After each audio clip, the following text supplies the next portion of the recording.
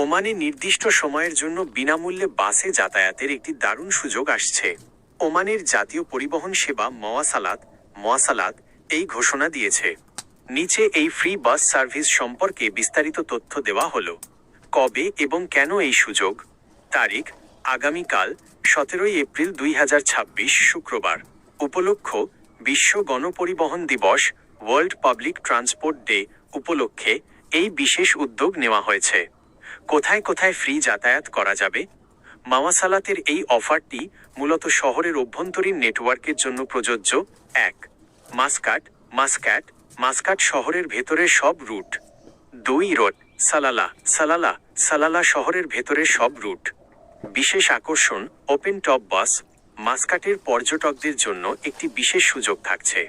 শুক্রবার বিকাল 4টা থেকে রাত 8টা পর্যন্ত মুত্রা এলাকায় একটি খোলা ছাদের ওপেন টপ বাসে চড়ে মুত্রাহ কর্নিশ এবং ঐতিহাসিক এলাকাগুলো বিনামূল্যে দেখার সুযোগ পাওয়া যাবে। এটি মুত্রাহ ফিশ রাউন্ডাবাউট থেকে শুরু হয়ে ন্যাশনাল মিউজিয়াম পর্যন্ত চলবে। গুরুত্বপূর্ণ কিছু তথ্য: অফারের ধরন: এটি আনলিমিটেড, অর্থাৎ শুক্রবার সারাদিন যতবার খুশি বাসে যাতায়াত করা যাবে কোনো টিকিট ছাড়াই।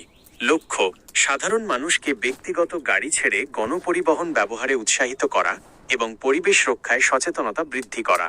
আন্তঃশহর বাস: মনে রাখবেন, এক শহর থেকে অন্য শহরে, যেমন মাস্কাট থেকে সালালা বা দুবাই যাওয়ার বাসের ক্ষেত্রে এই ফ্রি সেবা সাধারণত প্রযোজ্য হয় না।